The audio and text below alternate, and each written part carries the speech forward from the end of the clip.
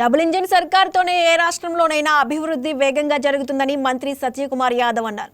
Visakha BJP కార్యాలయంలో ఆయన మాట్లాడారు. బెంగాల్, తమిళనాడులో బీజేపీ గెలవబోతుందని ఆయన జోస్యం చెప్పారు. కేంద్రంలో జరుగుతున్న అభివృద్ధిపై కాంగ్రెస్ విష ప్రచారం చేస్తుందని మండిపడ్డారు. జనతా పార్టీ ప్రస్థానం వెస్ట్ బెంగాల్లో పెరుగుతా ఎన్నికల తర్వాత పెరుగుతూ ఉంది. ఇవాళ ప్రధాన పార్టీగా వచ్చిన విషయం కూడా తెలిసిన విషయమే. ఇవాళ 15 సంవత్సరాలు ఒక జంగిల్ రాజ్ అనే పాలన సాగింది. ఆ చొరబాటుదారులందరినీ వాళ్ళకి అక్కడ అక్రమంగా చొరబాటుదారులందరికీ ఆధార్ కార్డులు ఇచ్చేయడం, ఓటర్లు పెట్టేసుకొని ఒక అప్రజాస్వామికంగా వ్యవహరిస్తూ ఇవాళ మమతా బెనర్జీ గారు ఏ రకంగా అయితే పాలన సాగిస్తున్నారు ప్రజలు గమనిస్తున్నారు. కాబట్టి ఒక ఆల్టర్నేటివ్ దేశ భద్రత గురించి ఆలోచించే వాళ్ళు, అభివృద్ధికి పెద్దపీట వేసేవాళ్ళు, నిజంగా సంక్షేమం గురించి ఆలోచించే ప్రభుత్వం రావాలి. వాళ్ళ దేశవ్యాప్తంగా అభివృద్ధి జరుగుతూ ఉంది. పైన రాష్ట్రంలో, కేంద్రంలో, రాష్ట్రంలో ఒకే ప్రభుత్వం ఉంటే డబుల్ ఇంజిన్ సర్కారు వస్తుంది అని. అందుకనే ఇప్పటికి కూడా వెనకబడతనంలో చూస్తే వెస్ట్ బెంగాల్ అదే పరిస్థితిలో ఉంది. అభివృద్ధికి దూరంగా ఉంటుంది. కేవలం వీటిని అడ్డు పెట్టుకొని అనేక మంది అక్రమ చొరబాటుదారులని లేదా ఒక మతాన్ని అడ్డం పెట్టుకొని వాళ్ళల్లో భారతీయ జనతా పార్టీ పట్ల విద్వేషాలను రెచ్చగొడుతూ పాలన సాగిస్తూ వస్తారు. ప్రజలు ఇవాళ వాస్తవాలు గమనిస్తున్నారు. కాబట్టి ఖచ్చితంగా బీజేపీ అక్కడ ప్రభుత్వం ఏర్పాటు అవుతుంది.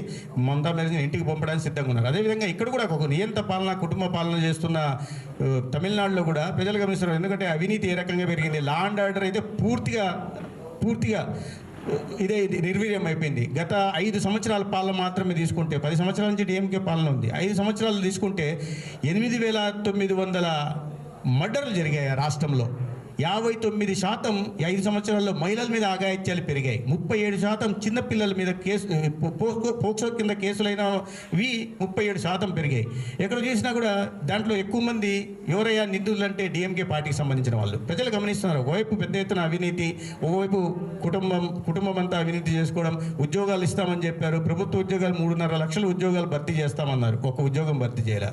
మిగతా ఉద్యోగాలు కల్పన చేయకపోగా కేవలం వాళ్ళ కొడుకును మాత్రమే ఆయన ఉప ముఖ్యమంత్రి చేసేసి తర్వాత చేశాను కదా అన్నారు. నువ్వు ఇచ్చిన హామీని కొడుకుని చేయడంలో తప్పలేదు. నువ్వు హామీలు నెరవేర్చు, ప్రజలకు కూడా యువకుల ఉద్యోగాలు కల్పన చేయి, దాని తర్వాత పని చేయొచ్చు. కేవలం వాటి మాత్రమే ఆలోచిస్తున్నారు.